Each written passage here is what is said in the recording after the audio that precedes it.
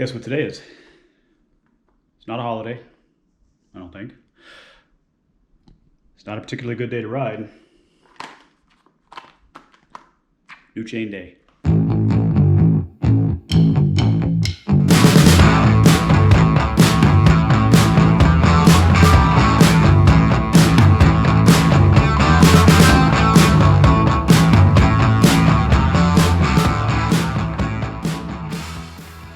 So, I'm willing to bet you that you ride a lot. Why else are you going to be watching a video on a dork's YouTube channel like mine unless you ride a lot? Okay, so you ride a lot. How many miles a year do you put on your bike? Last year I did 9,250 miles. A chain should really only last you about 1,500 miles. So if you do the math on that, I should probably be changing my chain up to about 6 times in a year, about every 2 months. I'm willing to bet you don't change your chain that often. Now, why change your chain that often? Well, it's kind of a big deal. You see, if you don't change your chain very often, essentially these parts will lengthen. People don't like to use the word stretch because the chain doesn't stretch, but it lengthens because the pins bend, and that puts undue stress on your rear mechanism and your rear cassette, and it destroys your chain rings. Now, this chain cost me about 25 bucks. This cassette cost me about $400, and these chain rings cost me about $300. This cassette has over 12,000 miles on it, and you can see the teeth profile on it are still pretty good. Actually, they're still very good. Why is that? It's because I changed my chain. I don't like wasting money, throwing it down the drain. I don't like spending money that I don't have to spend.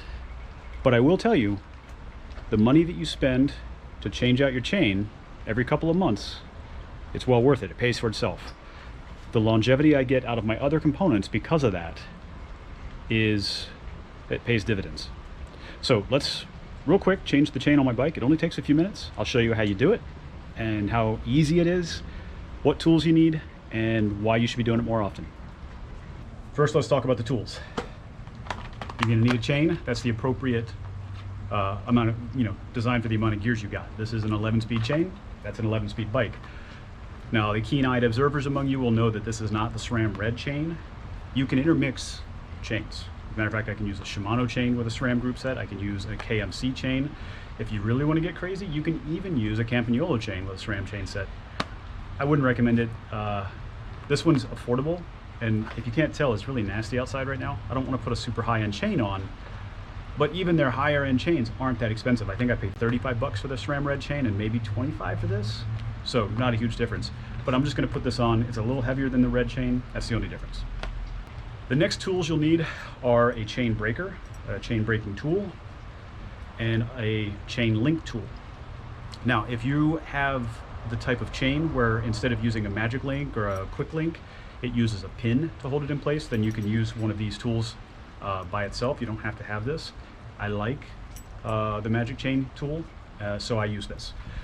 Very easy to use, not very expensive, also very easy to use. This is a nice big one that gives you lots of leverage when you need to crank down on it, and it makes it a lot easier. I do have some that are built on multi-tools that I take with me. I can tell you I don't like using them unless I have to. And if you're on the road and you have a broken chain, maybe you have to. I don't have to. I'm going to use this. Next, your hands are going to get nasty. So, save yourself some hassle. Get yourself some gloves. These are nitrile. You can use latex, whatever works for you, but get some gloves. This is also time to give your bike a nice wash, all right? This is not a step you want to skip, okay? You might think it could be, well, I just got to throw on a new chain. Well, here's the problem, all right? Your crankset's gross. Your cassette's gross. Your jockey wheels are gross. The moment you put a new chain on, all of that grossness is going to get right up in that chain. So you may as well clean it. Now, I can take my old chain off first, and that's exactly what I'm going to do. It'll make it a little easier to clean, especially getting into those hard to reach jockey wheels. So I'm going to give the bike a once over, And doesn't have to be awesome, but it's got to be good enough to get that gunk off of those moving parts. And in this time of the year, I may as well just give it a good washing.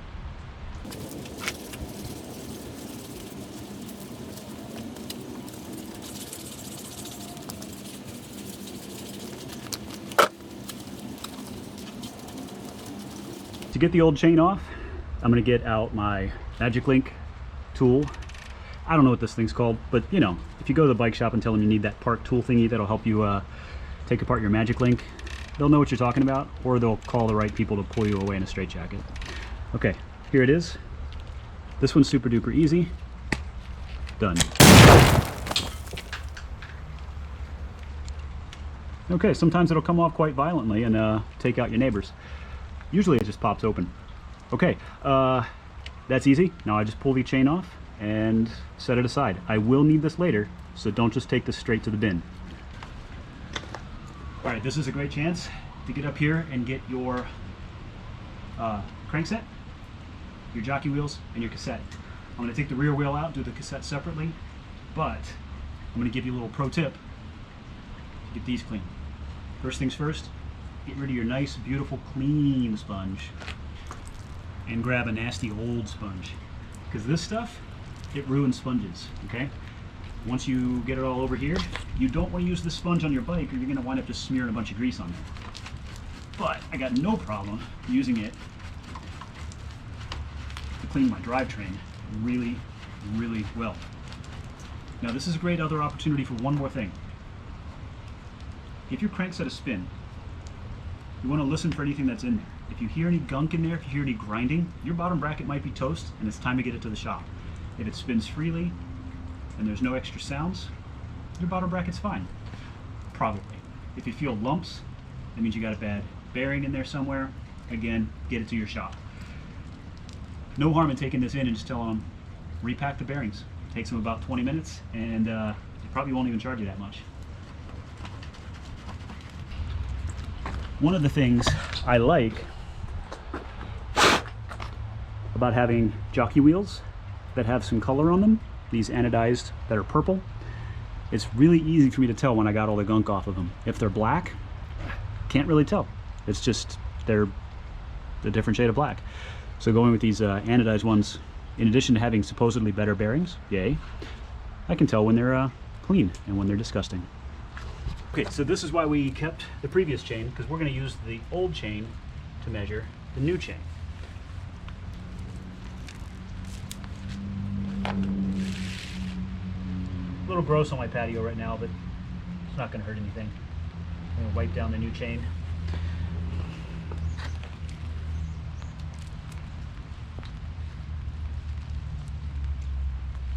Okay, bring the camera over here, Boogeyman.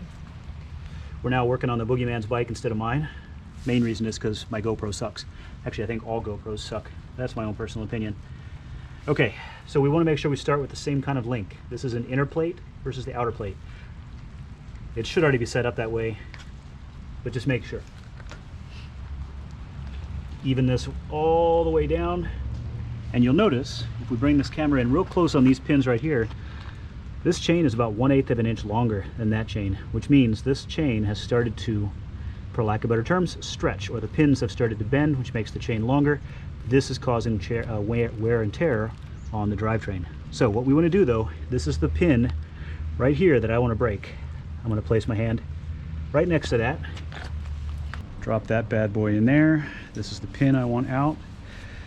This one is so much easier to use than those little tiny ones because I can get enough torque on it.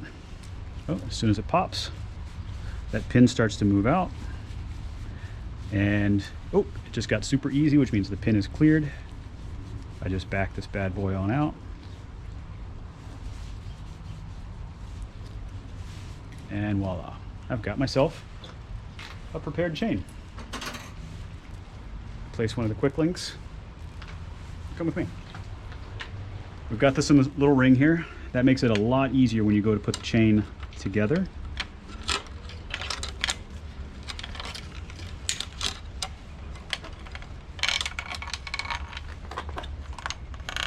It also definitely helps, and we're going to take a pause for just a second, to have that rear wheel back in place, or to have a rear wheel, kind of a fake hub. We're going to put the rear wheel back in place, and then we'll come right back to this and finish connecting that chain. Okay, we've got this wheel in place. We were about halfway down the cassette.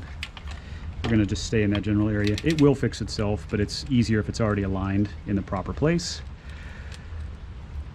Thread the chain through, and if you're not sure how you did this, you know, there's a little pin right here. You got to go over that pin. You won't be able to get in there with the camera there, Boogeyman. There's a little pin in here. You got to go over, you got to go around this first jockey wheel, over this pin, and then over the second jockey wheel. And then we're done with that.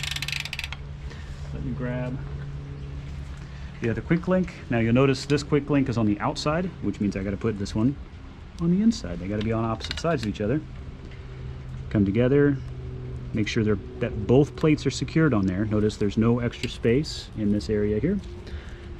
Now, you can't just pull that together. There's two ways you can do this. I can rotate this around so that the quick link is now on top, and then crank down on the pedal while I'm holding the tire in place. Or I can grab this bad boy. I can just go on up in there and spread until it pops. And I'm done. Super easy. Looks like it's done. We have now replaced the chain on the Boogeyman's bike and my bike and given them a wash. Grand total, it was well less than an hour, and time well spent, money well spent, and lots of money saved. Instead of replacing these parts, you replace this bad boy. Super easy. One last thought about the Quicklinks is you're really only supposed to use them once. So that's according to the manufacturer and to all the packaging and all the warnings and stuff. You're only supposed to use Quicklinks once. Now, if you pay for them, you'll know that they're expensive. They're half the price of the chain. They're like 10 bucks a piece. So I don't necessarily advocate using them more than once, like popping the chain off, cleaning it, putting it back on, using the same quick link. I have, and I can tell you that the performance of it does degrade. You start feeling like a lump in there, which to me means that there's a weakness in the chain. Don't do it. Just don't do it. It's not smart. However, what I will do, and I have no issue with this whatsoever, is once I'm done with my old chain and I go to throw it in the trash or recycling if you can, take the old quick links, keep them in your saddlebag.